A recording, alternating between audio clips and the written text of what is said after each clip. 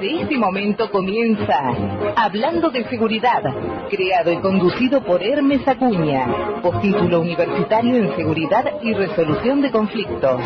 Primer programa radial dedicado exclusivamente a la problemática de la seguridad.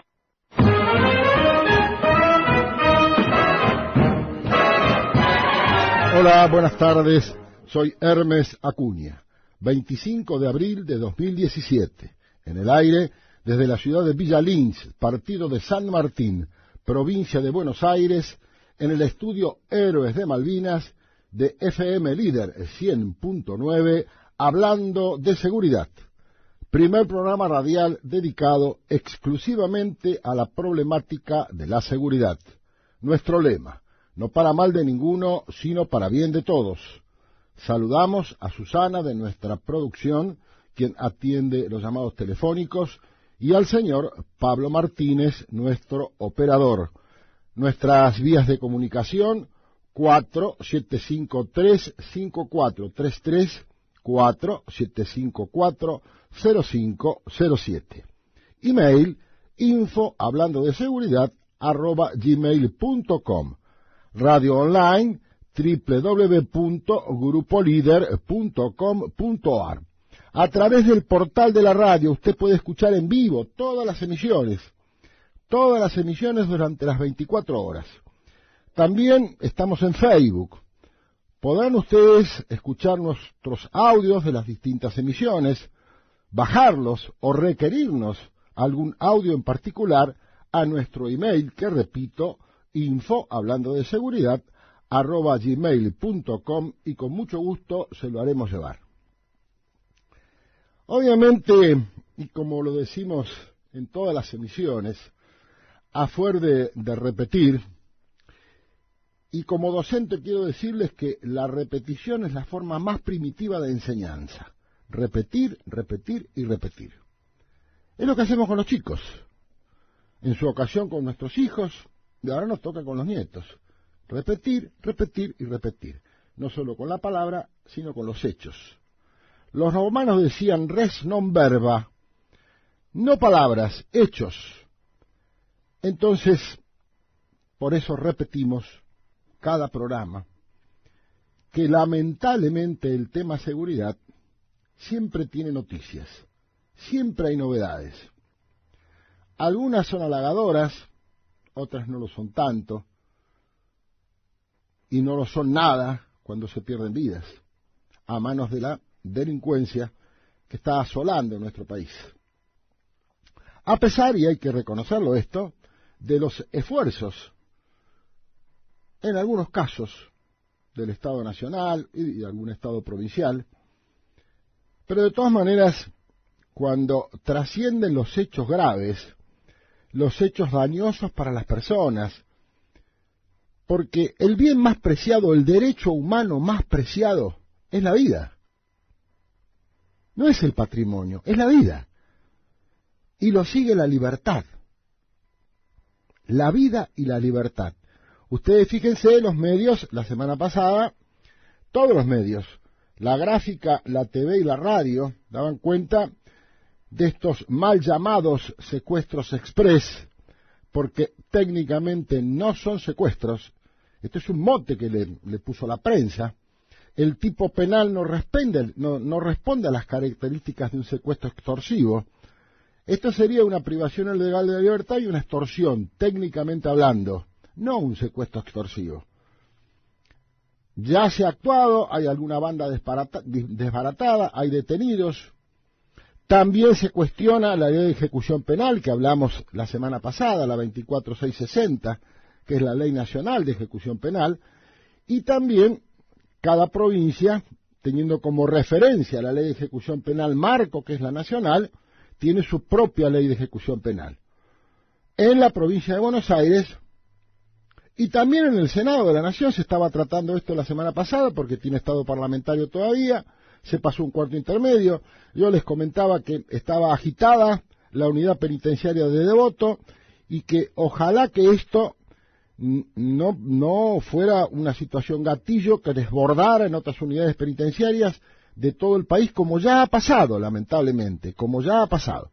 Por lo menos en el Senado Nacional hay un cuarto intermedio, el proyecto sigue teniendo estado parlamentario, que es lo más importante, y también se ha legislado o se va a legislar con respecto al uso de motos, este remanido tema de los motochorros, que ya no se conforma con el simple arrebato como antes, van a matar directamente van a matar. La semana pasada hubo 2 o 3 hechos donde inclusive hubo enfrentamientos armados con distintas fuerzas policiales y de seguridad.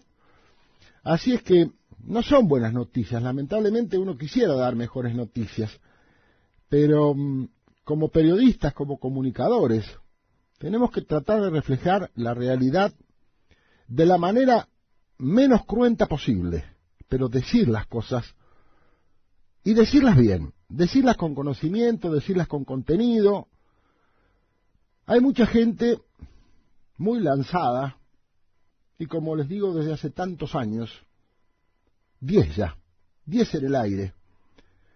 Los opinadores, opinólogos, técnicos, licenciados, doctores, IOU, que son convocados por distintos medios y periodistas, y cuando usted los escucha hablar, siente vergüenza ajena.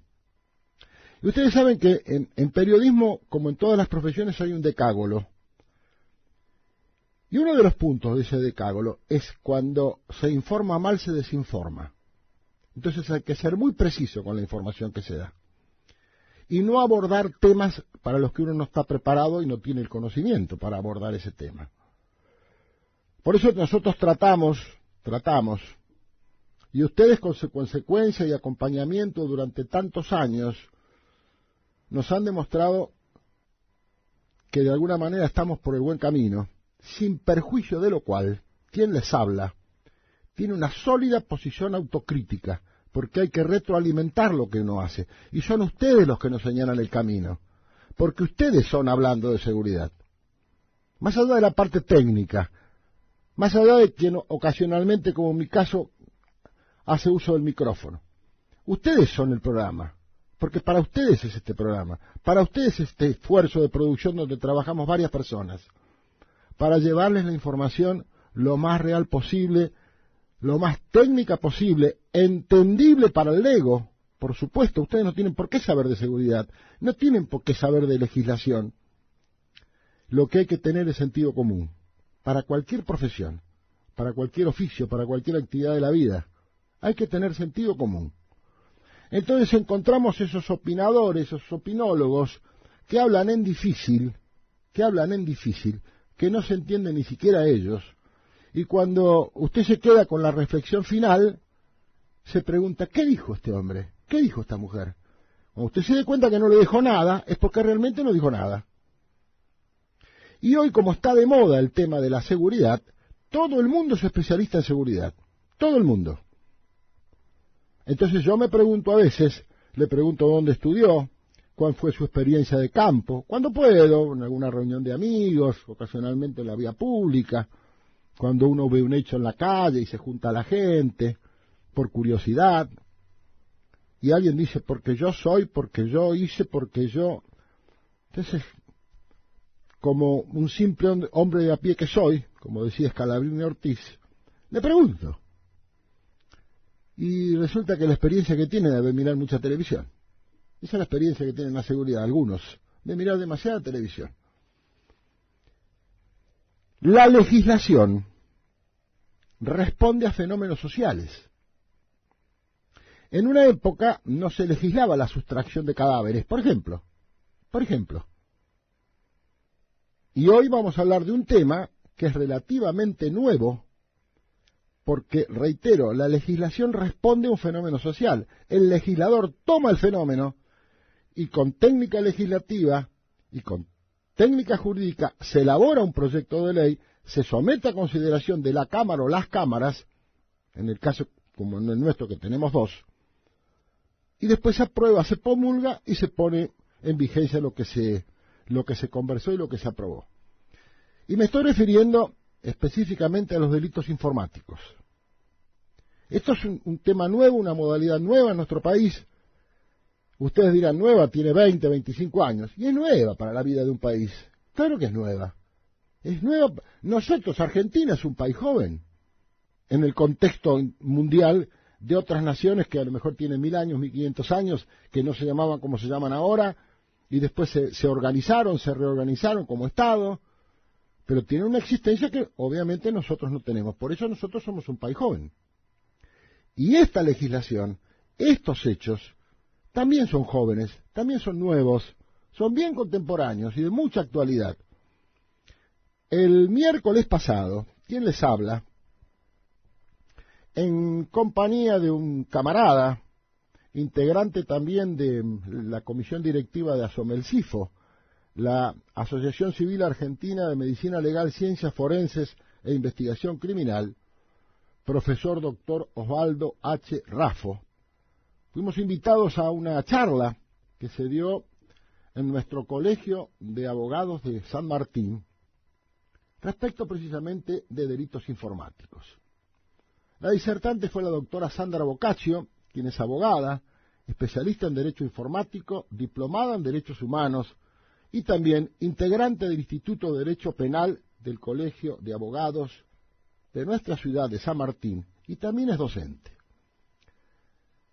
Realmente, a los que estábamos asistiendo a la charla de la doctora Boccaccio, nos quedó gusto a poco, porque queríamos seguir escuchando, porque su dominio del tema es vasto, realmente es vasto. Y créanme que salimos aprendiendo muchas cosas. Como siempre se aprende algo. Hay que tener la humildad de querer aprender, nada más. Simplemente eso. Escuchar al que sabe. Y la fuimos a escuchar, gratamente. Y ese mismo día, cuando termina su alocución, luego de los saludos y felicitaciones, la convoqué para el programa de hoy, la invité, aceptó inmediatamente, y aquí la tenemos con nosotros. Sandra, buenas tardes. Buenas tardes, Hermes.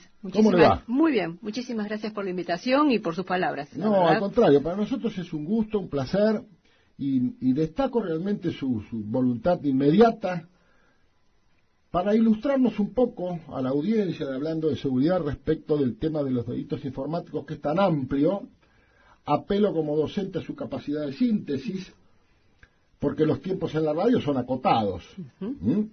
Así es que hemos titulado Delitos informáticos, tipos y modalidades, normativa nacional e internacional, indicios digitales. Vamos a ir entonces a la primera pausa de este programa de la fecha y al regreso vamos a conversar con nuestra invitada, la doctora Sandra Boccaccio, especialista en delitos informáticos. Adelante.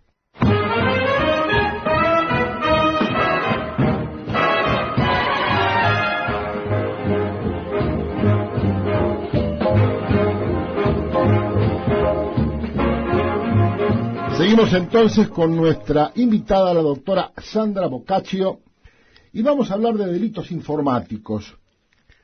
Sandra, ¿qué es un delito informático? Un delito informático, vamos a tratar de definirlo para que la gente lo entienda. Obviamente. Es toda conducta realizada por un medio informático. Puede ser una computadora, puede ser un teléfono inteligente, estos smartphones que hay ahora, que provoca algún daño en lo que es la transferencia de datos, o sea, todos, por ejemplo, cuando mandamos un mensaje por el teléfono, cuando mandamos un correo electrónico. O bien en el tratamiento de datos, que esto ya es cuando se trata de un banco de datos, como puede ser, por ejemplo, nuestra conocida empresa de datos financieros, sí. O por ejemplo lo que sea la base de datos del Banco Central, por ejemplo, la que nos dice cualquier banco de datos, sea de acceso público o no. Claro, cualquier base, a ver, está bien lo que voy a decir. Cualquier base de datos que yo intruse sin autorización, estoy cometiendo un delito. Exactamente. Bien. Incluso también no solo una base de datos, sino los datos personales nuestra computadora, por ejemplo. Obviamente. Bueno, en definitiva, ese sería un delito informático. Si nosotros lo dijéramos a nivel normativo, sería toda conducta antijurídica o no ética, culpable y tipificada. Pero bueno, para que la gente entienda. No hay duda que la doctora está hablando de la teoría del delito. Exactamente. Y como buena abogada, ¿qué le salió? Me salió la abogada, su obviamente. Profesión, me parece muy bien.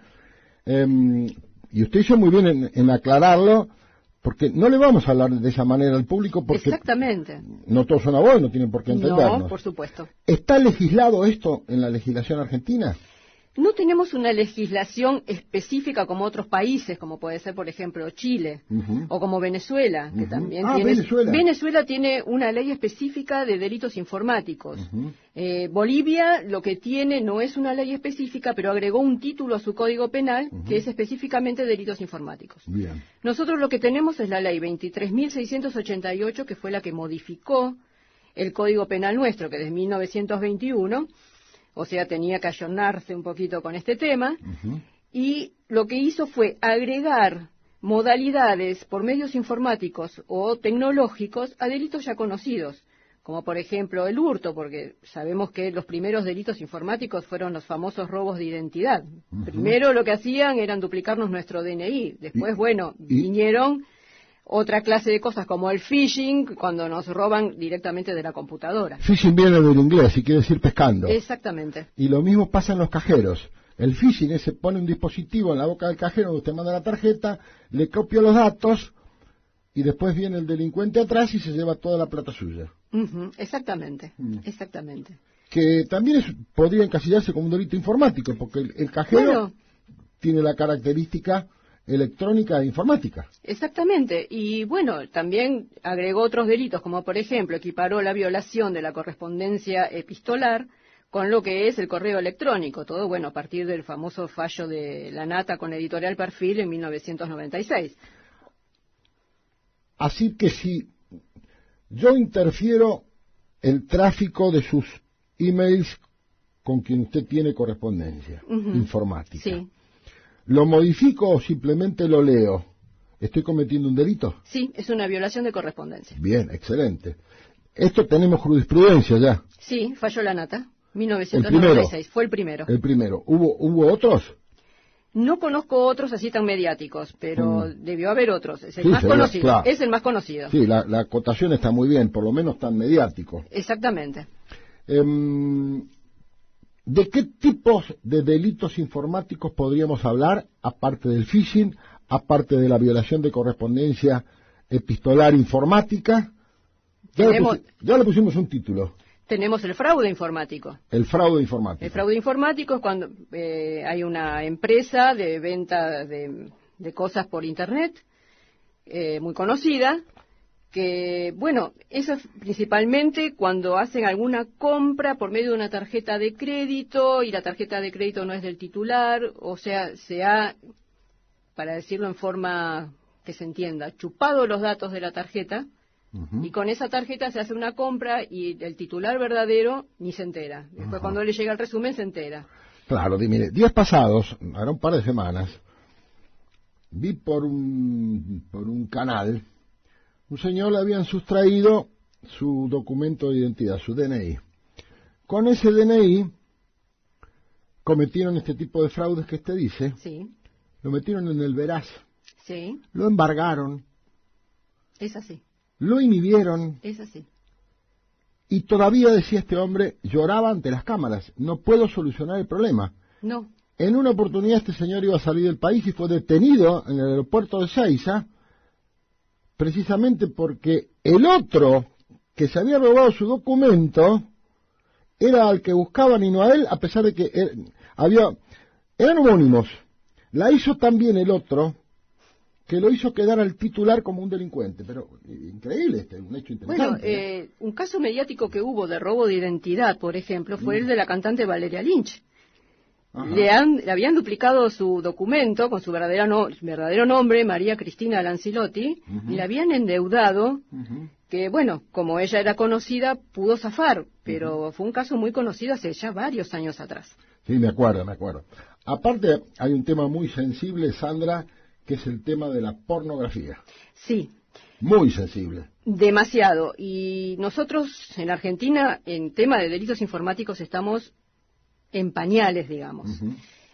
Se firmó en 2001 un convenio que es el marco, podemos decir, el fundamento de todas las leyes de todos los países, buscando un punto en común para legislar sobre esta clase de delitos.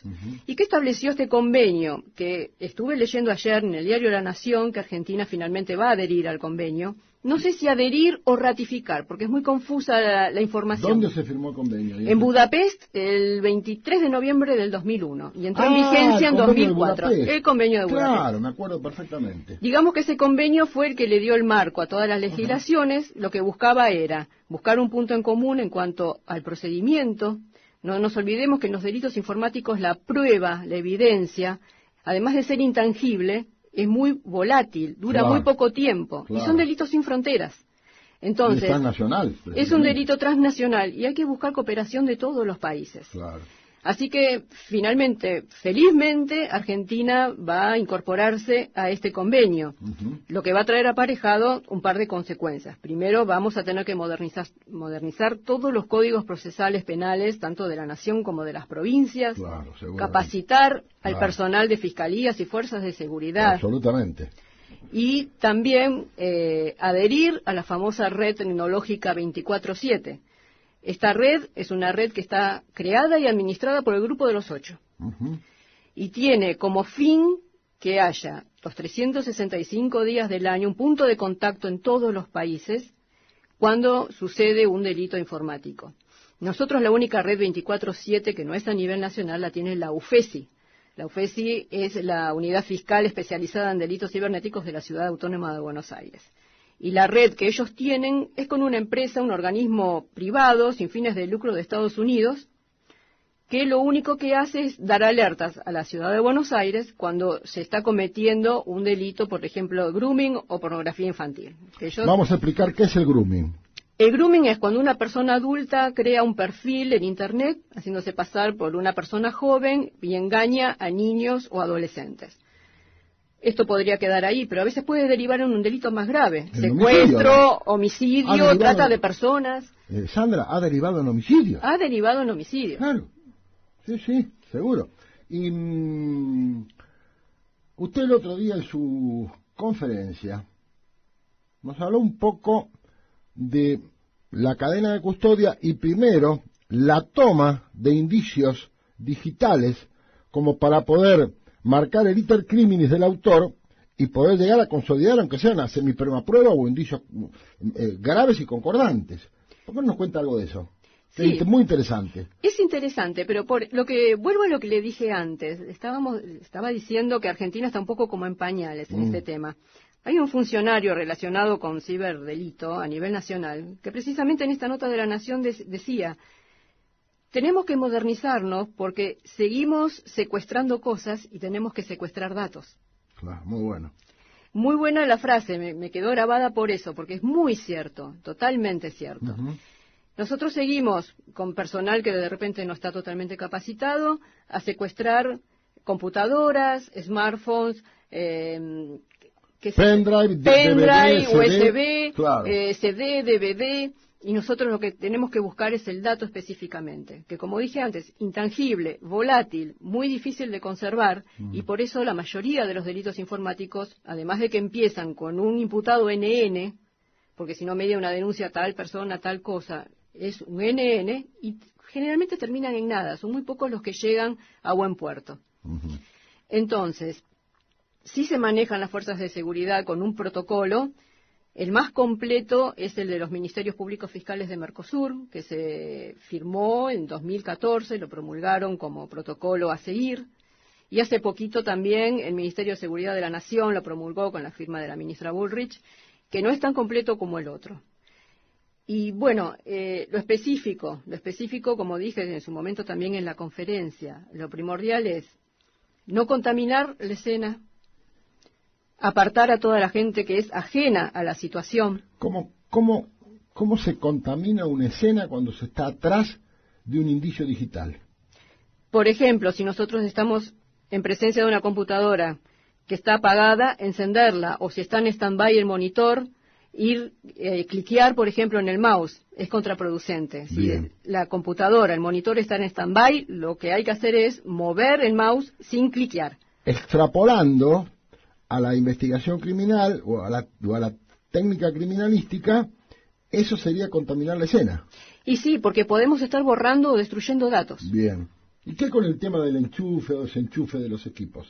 Bueno, eso esencial. Para no activar ningún programa de protección o de borrado, de destrucción de datos, nunca hay que desenchufar los aparatos de la pared, sino del puerto, por ejemplo, la CPU de su puerto. Y nunca olvidar, además de sacar fotos de forma frontal, la parte posterior, siempre taparlos con cinta, todo lo que sean puertos de entrada o salida de los dispositivos electrónicos. Si son celulares, por ejemplo, o tablet, que se le pueda quitar la batería, quitar la batería. Ya ahora los celulares vienen con la batería incorporada, es un poco más complicado. Está blindado. Están blindados y el problema con eso es que uno puede activarlo remotamente vía Bluetooth, por ejemplo. Claro. Y ahí estar borrándonos evidencia. Por eso es muy complicado recabar la evidencia en un delito de estas características. ¿Con qué material debemos proteger? Se lo voy a plantear al revés. ¿Qué material no debemos usar si vamos a secuestrar, vamos a ensobrar, vamos a lacrar, vamos a firmar y vamos a certificar dentro de la cadena de custodia del elemento que hayamos secuestrado? ¿Qué material no debemos usar? Nunca plástico. Eso quería escuchar. Jamás, pero jamás, plástico o nylon. Y de hecho la persona que está levantando toda esa evidencia, jamás guantes de látex, sino los de vinilo, los azules. En fin, plástico nunca. Usted, obviamente, que habla de su experiencia profesional, porque lo ha visto esto. He visto en una fiscalía que tenían un secuestro de 2 notebooks y una CPU y estaban envueltas en bolsas de nylon. Y eso genera un campo electromagnético. Genera un campo electromagnético, genera humedad. Claro. Que puede dañar la parte interna de la computadora y después cuando se va a hacer la pericia no arranca, se borraron datos, no se puede acceder a determinados programas. Me acuerdo que el otro día hablamos de la jaula de Faraday. La jaula de Faraday. Posiblemente en Argentina la jaula de Faraday puede ser que no exista. No, pero la jaula de Faraday se estudia en el secundario. Se estudia en el secundario. La corriente inducida se distribuye en el exterior del recipiente. Pero bueno, a falta de este elemento podemos utilizar un horno microondas, un horno microondas para poner la pieza secuestrada adentro. Sí, porque eso impide que emita ondas. Bien. Una lata de pintura tapada. ¿Metálica? No, de plástico. La plástica. Bien. Un alambre mosquitero, por ejemplo, papel de aluminio, un sobre de papel madera, pero nunca plástico. Nunca plástico. Nunca. Eso es lo importantísimo. Eso es lo importante. Nunca el plástico, hablemos del nylon, ¿no? Usted decía que hay que ayornarse, y es cierto, todos los días hay que ayornarse, sea el trabajo que uno ejerza, hay que ayornarse diariamente. Pero las fuerzas policiales y las fuerzas de seguridad argentinas han funcionado bastante bien porque han desbaratado bandas internacionales de pedófilos. Sí, usted lo dijo, internacionales. Generalmente siempre el dato viene de Europa o de Estados Unidos. Los últimos casos, uno fue en España, el que se conoció, la red de pedófilos de WhatsApp, y hace un tiempo hubo detenciones, por ejemplo, en Ituzaingó, pero la causa se inició en Alemania. La famosa red 24/7, Ituzaingó, provincia de Buenos Aires. Provincia de Buenos Aires, eso quería saber. Y recién cuando le di pie para que usted dijera lo que dijo respecto de los recipientes, de los continentes del secuestro, si ¿dónde los pongo? ¿Con qué los envuelvo? Bien. Yo me preguntaba, ¿cómo llegamos nosotros a saber en una terminal, que es la PC que tenemos en casa, por ejemplo, con respecto al uso de un jovencito o una jovencita, aunque de un niño? ¿Qué sugiere usted para hacer prevención respecto precisamente del phishing o del grooming? La verdad que es muy difícil prevenir ¿Está clara mi pregunta? Sí, pero es muy difícil prevenir en esta clase de delitos, porque evidentemente, nosotros, cuando ya está hecho el daño, vamos a saber que caímos en un delito de esta naturaleza. Por ejemplo, el famoso home banking, es muy difícil saber si la página es la verdadera o no. Ah, porque lo deriva. Porque lo deriva. Claro. Cuando nosotros escribimos www.homebanking y hacemos clic, no sabemos si ahí nos están derivando a otra URL. Claro. La URL es la dirección de Internet. La dirección de Internet, claro. obviamente. Entonces es muy difícil. Nosotros nos vamos a enterar que la página no era cuando veamos la consecuencia. Claro, financiera. Que nos vaciaron una cuenta el corriente. Patrimonio, exactamente, claro. exactamente. Es muy, muy, muy difícil saber si caímos en una trampa de esta clase. Y puntualizándonos en el tema menores, sean chicos o sean púberes o prepúberes o adolescentes, ¿qué sugiere usted a los padres que nos están escuchando? ¿Qué les sugiere? Para evitar estas sorpresas de encuentros desagradables, bien digo, con psicópatas, con pedófilos, que a la postre los pedófilos son psicópatas, con delincuentes cuyas intenciones no son solamente mantener un diálogo y cambiar alguna fotito o alguna información. ¿Qué sugiere usted, Sandra? Yo, como sugerencia, más que hacérsela a los padres, se le haría directamente a los niños y a los adolescentes que están con las páginas, con Facebook, MySpace, todo lo que sea perfiles. Que presten atención. Si hay una persona que dice ser de su edad y empieza a hablar con términos que ellos no utilizan, o que le piden fotos raras, que no tengan vergüenza. Si no quieren hablar con sus padres, que les da vergüenza, que hablen con un maestro, con un adulto, con un hermano, un primo, y que le digan, mira, me está pasando esto, esta persona me pidió una foto así, me parece que no es normal para alguien de mi edad. Que no tengan miedo de dar a conocer a un adulto lo que les está pasando. La única forma de prevenirse. Yo en la conferencia hacía mención a lo que fue hace 10 años atrás en Estados Unidos el caso de Meghan Mayer. La ley Meghan. La ley Meghan, porque en ese momento el acoso por Internet no era delito. Absolutamente. Y esta nena terminó suicidándose con 13 años porque no soportó la situación. Y a la madre le dijeron, señora, no es delito. Mundialmente conocido. Así es. Así que la prevención, más que ir a los adultos, a los chicos directamente. Yo creo que, yo le pregunto por los adultos porque realmente para que el hijo hable con su papá o con su papá y su mamá tienen que tener información, deberían tener información para poder satisfacer la curiosidad o la inquietud que trae el chico. Es que por eso traje como caso testigo el caso de Meghan Mayer, porque su madre tomó todos los recaudos, no le permitía tener el perfil de MySpace, después la dejó, se lo revisaba constantemente, pero no pudo percibir que ese tal Josh no existía, que era la vecina. Entonces, el adulto, yo creo que el que más puede llegar a percibir que algo no está bien es el mismo chico, pero tiene que prestar mucha atención. Claro, hay que ver el vínculo y la comunicación que hay entre ese chico y sus mayores. Y siempre comunicación. Esto es obvio. Es un problema de comunicación entre la familia. En eso tenemos que insistir. Tenemos que insistir mucho en eso. Pregunta. ¿Qué pasa con los WhatsApp? El WhatsApp es uno de los más... Están de moda. Es uno de los más fáciles de interferir. De hecho, también la Wi-Fi es muy fácil de interferir. Claro. Con un router, por ejemplo, cuando uno está en un café, ¿me decís la contraseña de acá? Si tenemos una persona que a 2 mesas de distancia, de casualidad, ingresa a nuestro router, puede ver nuestro correo. Repítalo porque eso, por favor le pido, porque eso es cotidiano, ¿eh? Sí, es muy normal. Sobre todo para la gente joven. Repítalo, por favor, Sandra. Cuando uno está, por ejemplo, en un lugar público donde hay Wi-Fi, que va, pide la contraseña, entra a Internet, si de casualidad una persona que está en el mismo lugar entra en nuestro router, el router es el famoso módem con el que accedemos a Internet, pero el router lo que hace es comunicar 2 redes o más de Internet al mismo tiempo. Claro. Si logra ingresar en nuestro router, puede ver todo lo que estamos haciendo nosotros en nuestra tablet o nuestra notebook. ¿Y qué habría que hacer para contrarrestar esa situación? O no tener más Wi-Fi o intentar encriptar los datos, o sea, asegurarlos. Nosotros siempre cuando entramos en Internet vemos que está el protocolo que es HTTP. Si se le agrega una S se dice que es seguro. Intentar no entrar a páginas que no tengan la S final, que no sean consideradas seguras, y si no, directamente Internet en casa. Entonces, Como principio preventivo, acaba de decirnos la doctora Boccaccio, cuando nos vamos a conectar en alguna PC de algún lugar público, asegurarnos que la URL, como dijo hace un ratito, o es decir, la dirección, tenga la S.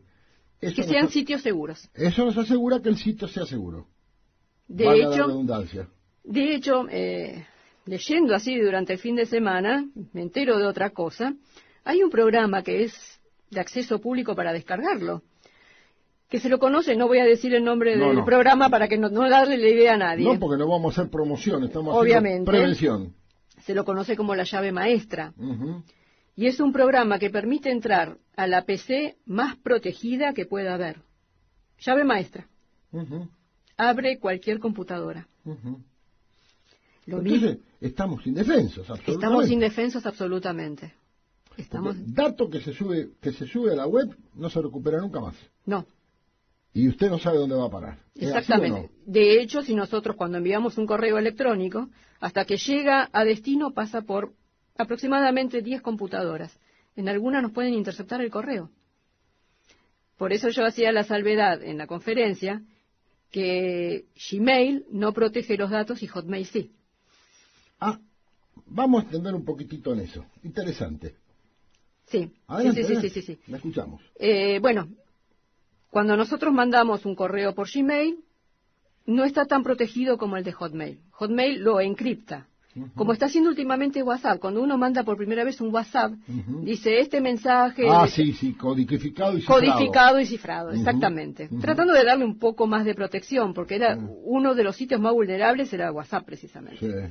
Sí. Y lo sigue siendo. El smartphone también es muy fácil de violentarlo, informáticamente hablando, ¿no? Claro. Así que hay servidores de correos que son más inseguros que otros. Exactamente.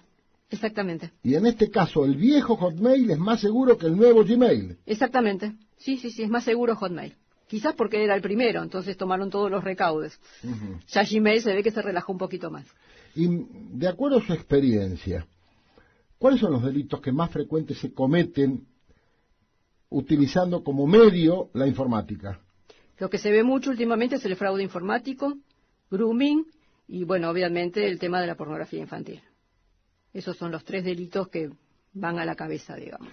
¿Hay una franja etaria que sea víctima de este tipo de delitos o es para todo el universo de la comunidad? Todos estamos expuestos, todos absolutamente. No, pero digo, ¿alguno de estos delitos en particular apunta a alguna franja etaria como adolescentes, varones o mujeres? En el caso de grooming y pornografía infantil, sí, niños y adolescentes. El grupo etario son chicos. Sí, sobre jóvenes, todo. Niños y adolescentes. Exactamente. Y en los delitos que afectan al patrimonio, no solamente hablamos de personas físicas, sino de personas jurídicas. Sí, también. Hablamos de empresas, de compañías. Sí, ¿cómo que no? Gobiernos han sido vulnerados. Exactamente. El Pentágono, el Kremlin. Sí, y los favoritos de los hackers. Pentágono, CIA, FBI, son los favoritos. Nos queda poco tiempo, pero nos quedaríamos hablando un par de horas más. ¿De dónde viene la palabra hacker? Porque todavía no lo sé yo. La palabra hacker es bastante gracioso el origen. En los años 50 los técnicos de teléfono, cuando algo no funcionaba, le daban un golpe seco y duro, un hack. Entonces de ahí viene el término hacker, porque el hackeo es precisamente eso, un golpe seco y duro que nos deja, ¿qué pasó? O sea, la intromisión indebida a una página. Generalmente no quieren generar un daño. O sea, el tema de los hackers, hay el hacker ético y el que no. Se lo llaman blanco, gris y negro. El blanco es el hacker que lo hace para probar la seguridad de alguna empresa o demás. El gris es el que está un poquito del lado de los buenos y un poquito del lado de los malos. Y el hacker negro es el que directamente lo hace para dañar. ¿Usted se acuerda de un hacker joven argentino? Famoso. Y el último famoso fue un estudiante universitario. No vamos a hacer nombres. Bueno, fue contratado por un país, digamos, del primer mundo. Sí. Como hacker. Porque se contratan hackers para contrarrestar a los otros hackers. Exactamente. Sí. No todo... A ver, en esto también hay una parte buena y una parte mala. Bueno, nosotros decimos, Facebook, los perfiles falsos. Pero usted como ex policía lo sabe, yo lo comenté soy también. Yo soy policía retirado, no soy ex. Bueno. Todavía no me he muerto. soy policía en situación de retiro. Bueno, la experiencia usted la tiene, de que un perfil de Facebook puede salvar muchas vidas, un perfil falso, para atrapar a un pedófilo, un pornógrafo infantil. Entonces, no es que todo Facebook es malo o toda la informática es mala. Hay que saber utilizarla para el bien. Claro, como todo. Como todo. Como todo. Como todo. Sandra, la invito a que haga una reflexión final, un comentario final, porque hace 45 minutos que estamos hablando, no se puede creer, ¿eh? Bueno, como reflexión final, ¿qué le podría decir? Estemos atentos porque la tecnología sigue avanzando y con ella van a seguir avanzando esta clase de delitos. Podemos tener millones de leyes y siempre día a día vamos a quedar desactualizados. Entonces seamos precavidos. A los chicos, a los adolescentes, les vuelvo a repetir, cuando ven algo extraño en un perfil de Facebook, alguien que dice que es amigo por Internet, traten de hablar con un adulto, no tengan miedo, confíen. Y en cuanto a los adultos, y yo siempre digo, la computadora más segura es la que no está conectada a Internet. Pero también seamos precavidos, precavidos. Usted me dice cosas y a mí me surgen otras. ¿Es conveniente tener en la casa algún técnico, algún amigo que más allá de arreglarnos algún desperfecto del hardware o del software, también nos pueda asesorar respecto de la seguridad?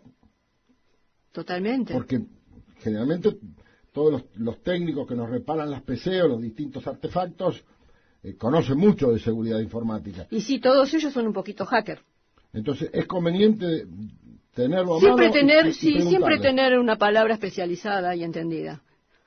Doctora Sandra Boccaccio, muy agradecidos. Gracias a usted, Hermes. Muchas gracias por habernos acompañado. Al contrario. Se nos hizo muy corto el tiempo. La verdad que sí. Vamos a la última pausa, señor operador.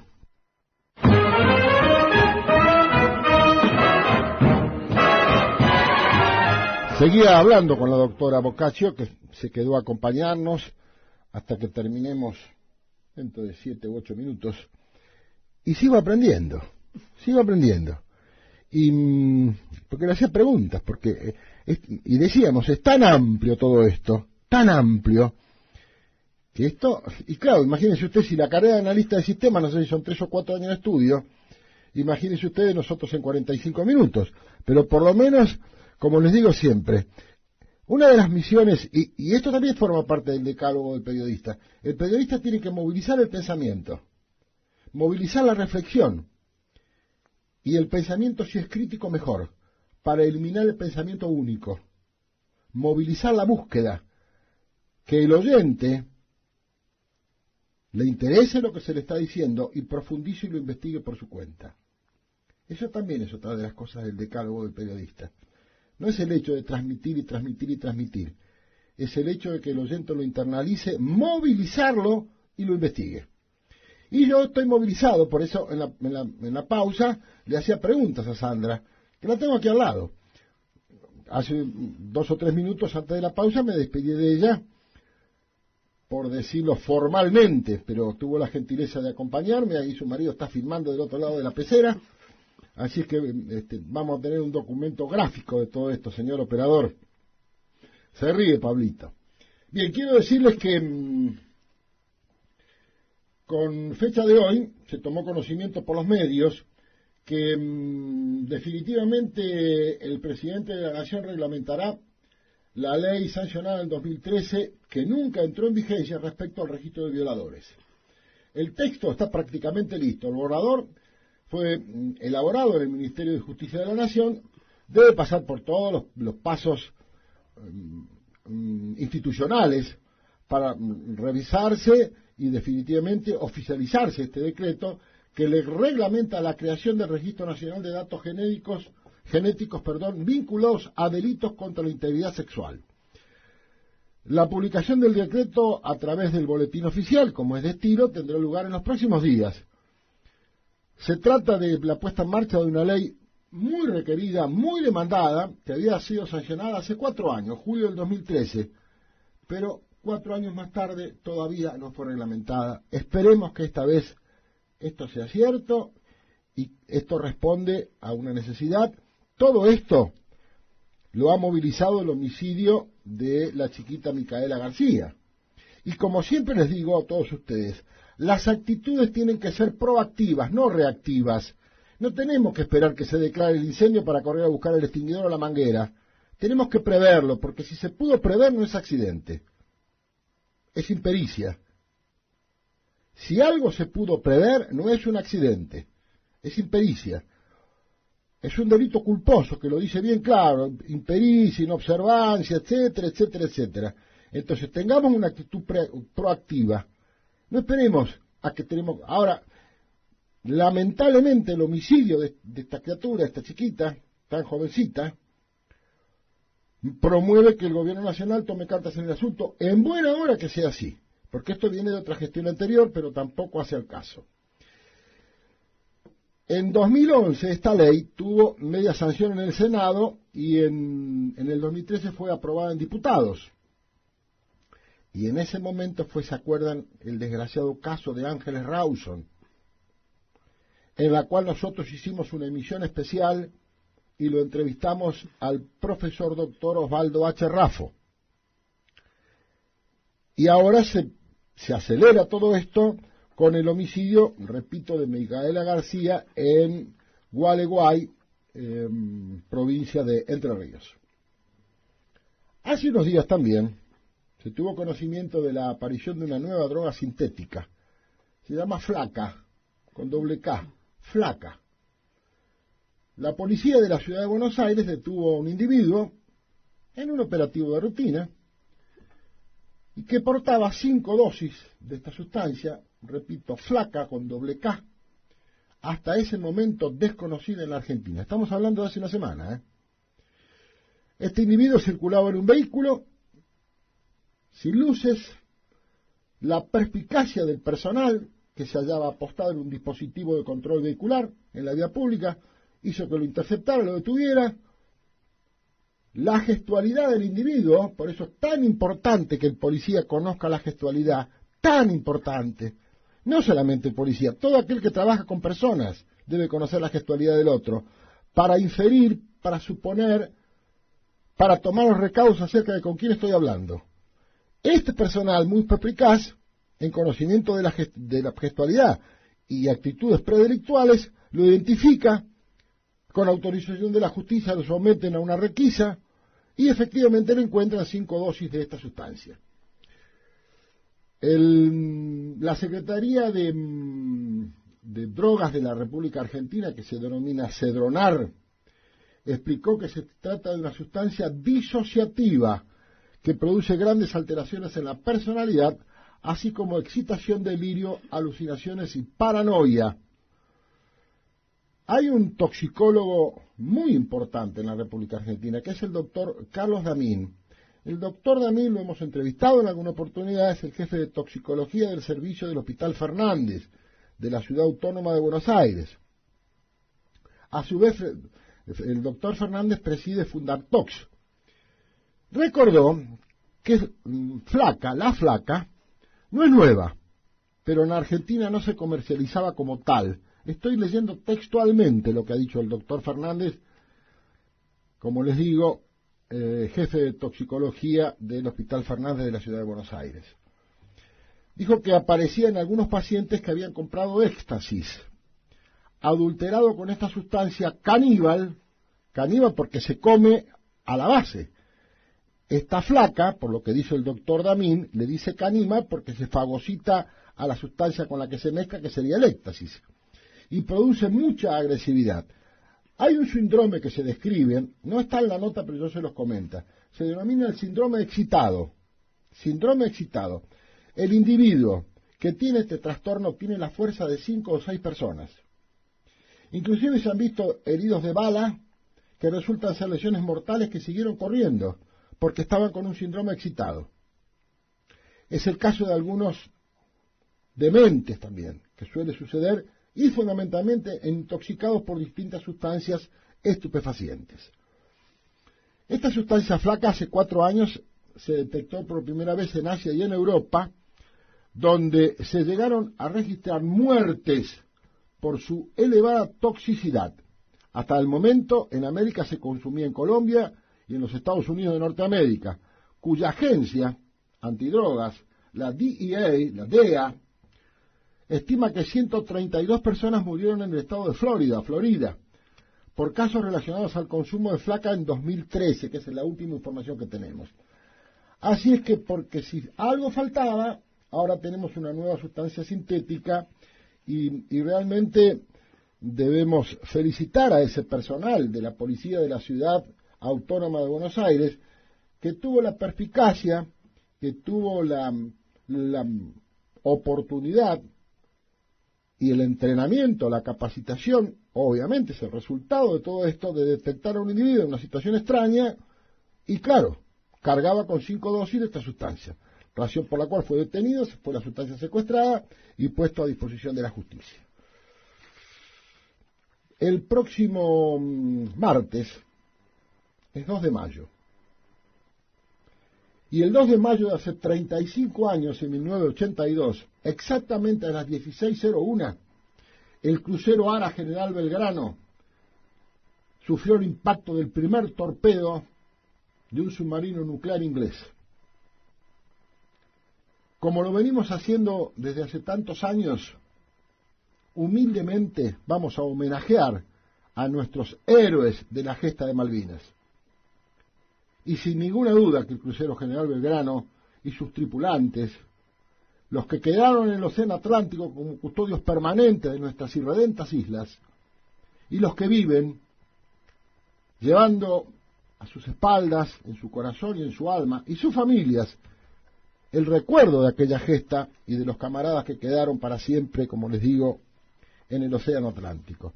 Así que vamos a tratar de invitar a algún sobreviviente del crucero General Belgrano para charlar con él y que nos diga lo que nos quiere decir, porque hay que rendir homenaje permanente a nuestros veteranos de la gesta de Malvinas.